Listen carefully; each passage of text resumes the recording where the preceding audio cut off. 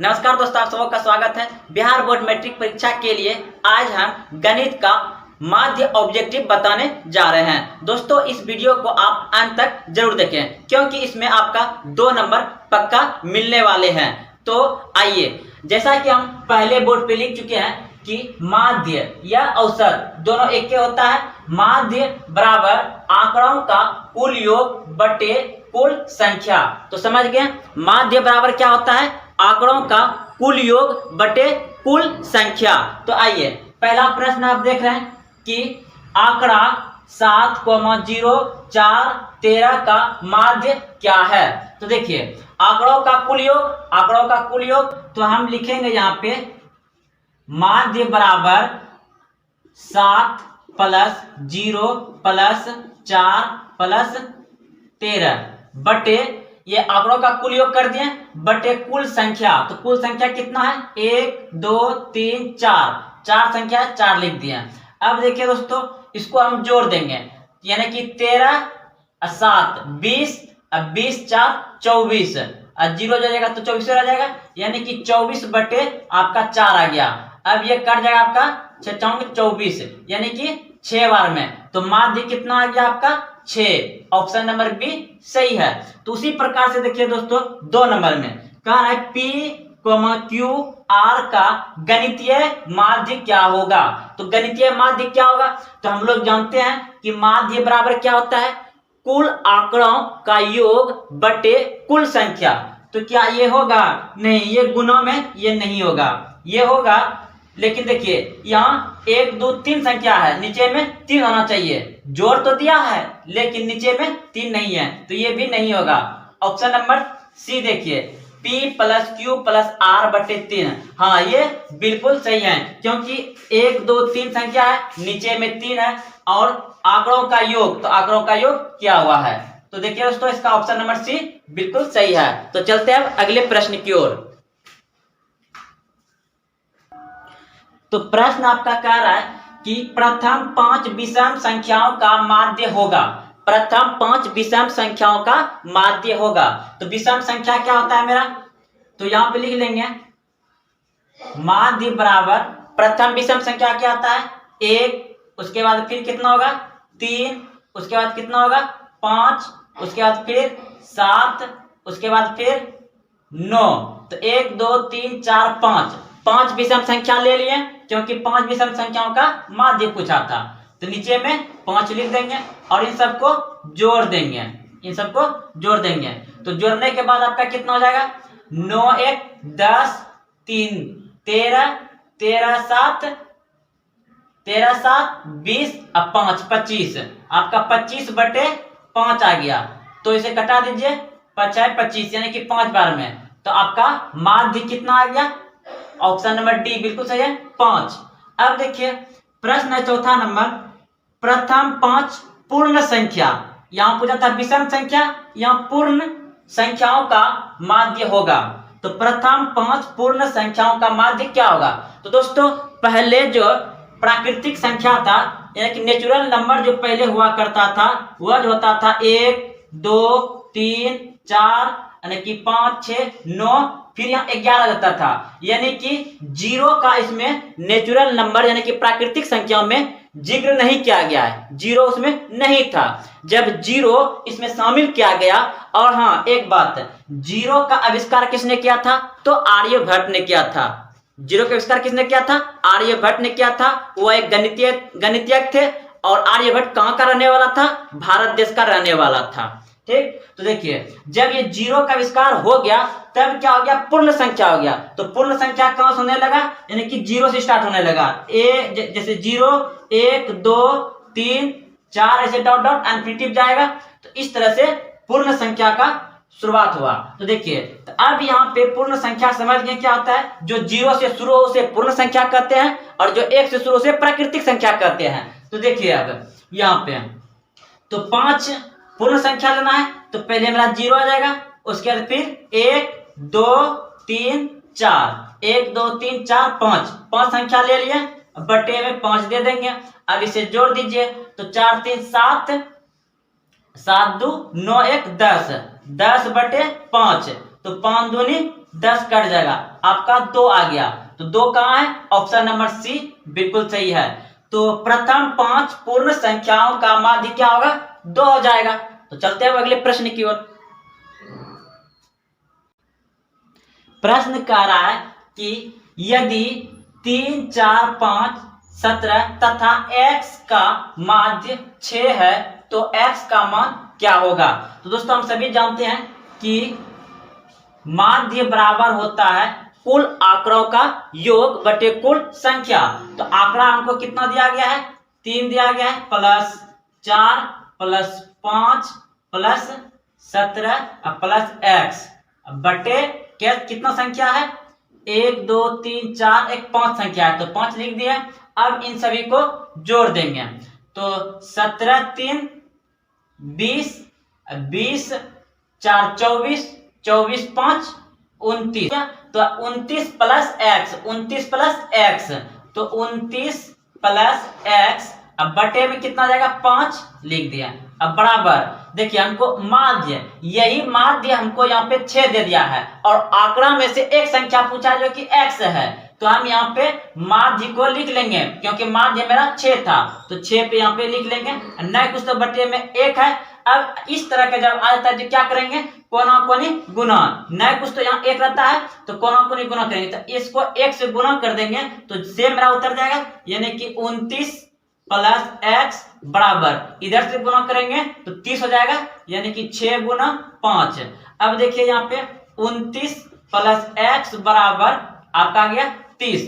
अब हम x को इधर रखेंगे बराबर 30 माइनस इधर आएगा 29, तो x बराबर कितना हो जाएगा आपका? 29 में 29 घटा तो 1 आ जाएगा, 1। तो आपका x का मान कितना आ गया? 1। ऑप्शन नंबर ए बिल्कुल सही है। तो दोस्तों अब अगले प्रश्न नंबर देखते हैं कि प्रथम 10 सम प्राकृतिक संख्याओं का माध्य क्या होगा?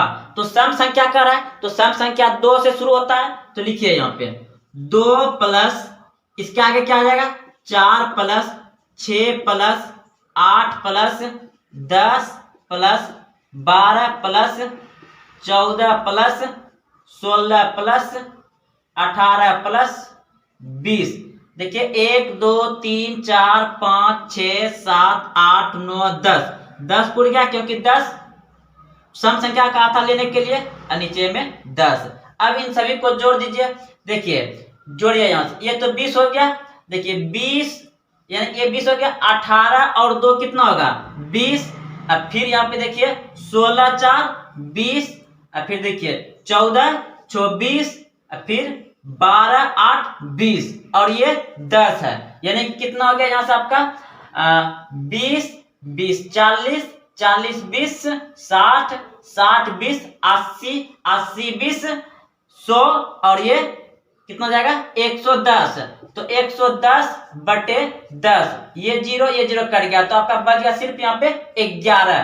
तो आपका ऑप्शन नंबर सी सही है, क्योंकि इसको जोड़ के जितना मेरे पास टोटल नंबर रहता है उससे भाग देते हैं और नंबरों की संख्या। तो चलते हैं अगले प्रश्न की ओर। तो सवाल नंबर देख रहे हैं 7, x, 3, 4, 5 का माध्य 3 है तो x का मान क्या होगा? तो वही दोस्तों अभी जस्ट बनाए, तो माध्य बराबर होता है कुल आंकड़ों का योग बटे कुल संख्या। तो आंकड़ा कितना दिया हमको? x प्लस 3 प्लस 4 प्लस 5 अब बटे कितना संख्या है? 1 2 3 4, 4 संख्या है तो 4 लिख देंगे। अब क्या करेंगे? इन सभी को जोड़ देंगे तो कितना आ जाएगा? 5 4 9 9 3 12, 12 प्लस x, 12 प्लस x बटे में 4 अब बराबर माध्यम को दे दिया है 3, तो यहाँ पे हम 3 लिख देंगे। न कुछ तो इसके नीचे 1, तो कोना कोनी गुना करेंगे, तो इसको कोना कोनी गुना करेंगे 1 से तो पूरा वही लिखा जाएगा 12 प्लस x बराबर, इसको इधर से करेंगे तो 3 चौक 12, तो x बराबर क्या आ जाएगा? 12 और ये इधर आएगा तो घट जाएगा -12, तो x बराबर 12 में 12 घटेगा तो 0। ऑप्शन नंबर डी सही है। अब देखिए 13 और 19 के बीच समांतर माध्य है, तो समांतर माध्य तो 13 और 19 दो संख्या दिया है, तो 13 प्लस 19 बटे 2, तो कितना हो जाएगा, इसको जोड़िएगा तो 32, 32 बटे 2, तो 16 दूना 32 यानी कि 16 आ जाएगा आपका। ऑप्शन नंबर बी सही है। तो प्रश्न आप देख रहे हैं 0.6 पर रेकरिंग को परिमेय संख्या के रूप में क्या होगा। तो परिमेय संख्या आप जानते हैं कि P बटे Q होता है। तो देखिए, जब किसी संख्या पर से रेकरिंग को हटाया जाता है तो क्या होता है, उतना ही नीचे 9 आता है। तो मेरे पास जो प्रश्न है, प्रश्न पे एक ही संख्या पर एक रेकरिंग है, तो यानी कि 6 पर रेकरिंग है और इस रेकरिंग को हटा देंगे तो नीचे क्या हो जाएगा, 9 आ जाएगा। अब देखिए, तो इस तरह का आने के बाद हम लोग क्या कर सकते हैं, इसे कटा सकते हैं। तो 3 तिया 9 और 3 दूनी 6, तो आपका कितना आ गया, 2/3। 2/3 कहाँ है, ऑप्शन नंबर सी बिल्कुल सही है। ऑप्शन नंबर सी आपका सही हो जाएगा। ऐसे और ही प्रश्न है, आप आगे समझिए। देखिए, अब यहाँ पे आप देख रहे हैं कि 0 ये 45 पर क्या है, रेकरिंग है, के बराबर है। तो 0.45 पर रेकरिंग के बराबर है, तो आपका ऑप्शन इधर दिया गया है। तो देखिए, इस ऑप्शन में से सही कौन सा होगा आपको बनाना है। तो देखिए, जितना संख्या पर रेकरिंग है उतना संख्या क्या करेंगे, उतना ही 9 नीचे लिखेंगे। तो कितना संख्या पे रेकरिंग है, रेकरिंग है 2 संख्या पे, तो यानी कि ऊपर में हम 45 लिख लेंगे और नीचे क्या आ जाएगा, 9 आ जाएगा। अब देखिए, इसे हम लोग क्या कर सकते हैं, कटा सकते हैं। तो ये कट जाएगा 9 बार में, यानी कि 9 पचे 45 और 11×99 11 बार में, यानी कि आपका आ गया 5/11। 5/11। देखिए, जितना संख्या पर रेकरिंग रहता है, 2 संख्या पर रेकरिंग है तो 2 × 9 आएगा नीचे, अगर 3 संख्या पर रेकरिंग है तो 3 9 आएगा, और जिस संख्या पर रेकरिंग नहीं है उतना 0 आएगा और वह संख्या ऊपर में टोटल में से घट जाएगा। तो हम आगे देखेंगे। तो इस प्रश्न का उत्तर हो जाएगा आपका ऑप्शन नंबर 4। ऑप्शन नंबर 4 हो जाएगा इस प्रश्न का उत्तर, 5/11। तो चलते अगले प्रश्न की ओर। अब देखिए, प्रश्न आप देख रहे हैं 0.4 और 7 पे रेकरिंग है। तो यहाँ हम लोग क्या करेंगे, टोटल उतारेंगे। तो रेकरिंग कितना है, 7 पे है, तो यानी कि 1 9 होगा और एक क्या हो जाएगा, जिस पे नहीं है उसका 0 हो जाएगा, और जिस पे नहीं है वह क्या होगा, माइनस हो जाएगा 4 इसमें। तो देखिए, इस तरह का बनाएंगे। जिस संख्या पर रेकरिंग रहेगा, ठीक है, जितना संख्या पर रेकरिंग रहेगा उतना 9 लिखेंगे, और जितना संख्या पर रेकरिंग नहीं रहेगा उतना 0 लिखेंगे, और जितना संख्या पे रेकरिंग नहीं रहेगा उसे माइनस भी टोटल संख्या में करेंगे। तो देखिए, आप देख रहे हैं कि 4 7 पे पावर यानी कि रेकरिंग था, तो रेकरिंग 7 पे था तो 1 9 लिख दिए, और एक 4 पे रेकरिंग नहीं था तो क्या कर दिए, 0 लिख दिए, और उसी को फिर माइनस कर दिए टोटल संख्या में। तो 47 में 4 घटा देंगे तो कितना हो जाएगा आपका, 43 हो जाएगा, 7 घटेगा तो। अब देखिए, उसमें अब 90, तो ये कटेगा नहीं, तो 43/90 आपका आंसर जो हो जाएगा 43/90। ऑप्शन नंबर ए बिल्कुल सही है। देखिए, 47 है, 47 पे रेकरिंग हमको 7 पे दिया था, तो उसका जिस पे रेकरिंग है उतना 9 बैठेगा नीचे, तो 9 बैठा दिया। जिस पे रेकरिंग नहीं है उसको क्या करेंगे, 0 बैठा देंगे और घटा देंगे उसमें, तो 4 घट जाएगा, तो कितना बच जाएगा आपका इधर, यानी कि 43/90। 43/90 ऑप्शन नंबर ए था। चलते अगले प्रश्न की ओर। अब देखिए, प्रश्न को अच्छे से पढ़िए और समझिए। प्रश्न करा है संख्या 0.2 पर रेकरिंग को P/Q के रूप में, जहां PQ पूर्णांक है, Q नॉट इक्वल 0 लिखा जा सकता है। तो देखिए, बिल्कुल सोचना नहीं, जैसे अभी तक बनाए वैसे बनाएंगे। तो किस पे रेकरिंग, जैसे एक संख्या हमको दिया है, इस लिख लेते हैं एक बार इधर, 32 पे नहीं तो 2 पे रेकरिंग है, तो जितना पे रेकरिंग है उतना 9 लिखेंगे, यानी कि हम टोटल संख्या उतार लेंगे। 32 लिख लिए, और चलिए फिर से एक बार लिख लेते हैं यहाँ पे, यानी कि 0.2 32 पे रेकरिंग नहीं है, 2 पे रेकरिंग है, तो हम यहाँ पे टोटल संख्या लिखेंगे 3 2। रेकरिंग कितना संख्या पे है? एक संख्या पे, तो एगो 9 उतरेगा। और कितना संख्या पे रेकरिंग नहीं है? एक संख्या पे रेकरिंग नहीं है, तो एक 0 आएगा। और जिस संख्या पे रेकरिंग नहीं आया वो क्या हो जाएगा? टोटल में से माइनस हो जाएगा 3। 3 क्या हो जाएगा? माइनस हो जाएगा उसमें से। तो अब आपका कितना आ जाएगा? ऊपर में कितना बच जाएगा? 29, और नीचे कितना आ जाएगा आपका? 90। 29 90 कटेगा नहीं, तो आपका ऑप्शन नंबर बी सही है, 29/90। समझ गए होंगे? एक बार फिर से बता देते हैं। देखिए टोटल संख्या मेरे पास 32 था, 32 में से 2 पे रेकरिंग है, तो यानी कि एक संख्या पे रेकरिंग है, तो एगो 9 नीचे में हो गया, एक 9 नीचे में हो गया। उसके बाद एक संख्या पे नहीं है, तो एक संख्या के बदले 0 हो जाएगा, और जिस संख्या पर नहीं है उसे क्या करेंगे? यहाँ पे माइनस कर देंगे ऊपर में। तो अब हम 32 में 3 घटा कितना बच जाएगा? 29 बच जाएगा, और नीचे 90, तो 29/90 आपका ऑप्शन नंबर बी सही है। चलते अगले प्रश्न की ओर। अब देखिए इस प्रश्न में क्या करा है? निम्नलिखित में कौन सी संख्या परिमेय संख्या है? अपरिमेय संख्या है। निम्नलिखित में कौन सी संख्या अपरिमेय संख्या है? तो अपरिमेय संख्या जानते हैं जो कि रूट के अंदर रह जाए उसे अपरिमेय संख्या कहेंगे, और जो रूट से बाहर हो जाएगा उसे परिमेय संख्या कहेंगे। यानी कि जैसे 1 लिखे हैं तो यह भी एक परिमेय संख्या है, क्योंकि इसके नीचे न कुछ तो एक छुपा रहता है। कोई भी पूर्णांक संख्या जो है वह परिमेय संख्या होता है। तो देखिए यहाँ पे हम लोग क्या करेंगे, तो यहाँ देख रहे हैं कि ये रूट के अंदर जो है 36 है, 36 का बाहर हो जाएगा 6, और रूट के नीचे है इसका बाहर हो जाएगा कितना हो जाएगा? 8। तो ये मेरा परिमेय संख्या हो गया। ये मेरा बाहर नहीं कुछ आने वाला है, तो इसको अभी हटा लेते हैं। यहाँ भी देखिए -9 है ऊपर में, नीचे में भी आपका 7 आ जाएगा, ये भी बाहर आ जाएगा, ये भी बाहर आएगा, 3/9 आ जाएगा, यानी कि 3 और 81 का 9 आ जाएगा। यानी कि मेरा ऑप्शन नंबर बी बिल्कुल सही है, यह अपरिमेय संख्या है। √3 क्या है? अपरिमेय संख्या है, √3। ऑप्शन नंबर बी सही है।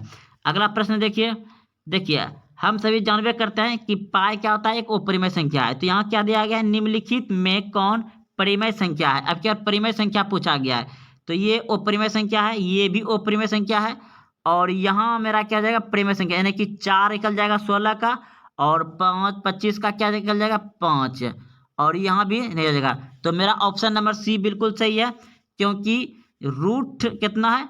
16/25 है, तो 16 का मान 4 निकल जाएगा, और 25 का मान 5 निकल जाएगा, 4/5। तो ऑप्शन नंबर सी मेरा बिल्कुल सही है, ये परिमेय संख्या है, ऑप्शन नंबर सी। आगे बढ़ते हैं। आगे देखिए निम्नलिखित में कौन अपरिमेय संख्या है? अपरिमेय संख्या क्या है? तो अपरिमेय संख्या इसमें कौन सा हो जाएगा? देखिए इसका √4 है, तो √4 का मान कितना निकल जाएगा? इसका 2 निकल जाएगा, इसका नहीं निकलेगा। और ये अपरिमेय, ये भी परिमेय संख्या है, ये आपका परिमेय संख्या हो गया, ये आपका परिमेय संख्या हो गया, ये परिमेय संख्या हो गया। √5 क्या है? अपरिमेय संख्या है। √5 क्या है? अपरिमेय संख्या, क्योंकि ये बाहर नहीं निकलेगा, ये अपरिमेय संख्या हो जाएगा। तो ऑप्शन नंबर बी सही है। और बाकी बाद इधर सभी परिमेय संख्या है, क्योंकि इसके बाहर हो जाएगा 2, और ये तो 3 है, ये है नहीं कुछ तो इसके नीचे 1 है, और ये तो परिमेय संख्या है। ये परिमेय संख्या आप लोग सभी जानते हैं, P/Q। चलते हैं अगले प्रश्न की ओर। अब देखिए यहाँ पे क्या हो जाएगा आपका? मतलब √10 गुना √15 बराबर है। तो देखिए इसमें क्या करेंगे? इसे आप तोड़ दीजिए, यानी कि इसको गुना करेंगे 5 दूनी 10, ये भी हो जाएगा। अब 15 को तोड़, क्योंकि इसमें एक जैसा क्यों लिखे? दोनों रूट एक ही जैसा है, इसलिए हम लिख दिए। तो अब यहाँ पे लिखेंगे हम क्या लिख देंगे? गुना 3 गुना 5, तो यह 15 हो जाएगा। अब देखिए इसमें 2 छुपा रहता है, तो हम 2 को क्या करेंगे? बाहर निकाल लेंगे जोड़ा लगा करके, एक ये 5 और एक ये 5, तो ये दोनों बाहर हो जाएगा, तो 5 बाहर हो गया। अब रूट अंदर क्या रह जाएगा? 3, यानी कि ये 3 और 2, तो 3 दूना 6, तो 5√6, 5√6, ऑप्शन नंबर ए सही है, 5√6 हो जाएगा इसका। चलते अगले प्रश्न की ओर। प्रश्न देखिए कह रहा है सबसे छोटी अभाज्य संख्या कौन है? तो सबसे छोटी अभाज्य संख्या होता है आपका 2, ऑप्शन नंबर सी सही है। सबसे छोटी अवाज संख्या 2 होता है। ऑप्शन नंबर सी सही है। अगला प्रश्न देखिए। अब देखिए इस प्रश्न को पढ़े और उत्तर दीजिए। क्या रहा है? आंकड़े 7, 0, 4, 13 का माध्य क्या होगा? तो माध्य बराबर जानते हैं आंकड़ों का कुल योग बटे आंकड़ों की कुल संख्या। तो देखिए सबको कुल योग मतलब सब संख्या को जोड़ देंगे, सभी संख्या को जोड़ देंगे तो 13, 7 कितना हो गया? 13, 7 20 और 24 और 24 प्लस 0 कितना हो जाएगा? 24 हो जाएगा। यानी कि टोटल कुल संख्या आ गया 24 और संख्या कितना है? 1, 2, 3, 4 संख्या है। तो जितना संख्या उससे भाग दे देंगे। माध्य बराबर होता है कुल आंकड़ों का योग बटे कुल संख्या। तो संख्या क्या को है? 1, 2, 3, 4 संख्या है तो 4 संख्या लिख दिया और ऊपर का सभी को जोड़ दिया, 24 हो गया। तो ये कर देगा 6 चौंगे 24 यानी कि 6 बार में। तो ऑप्शन नंबर बी बिल्कुल सही है। माध्य कितना आ जाएगा इसका? 6।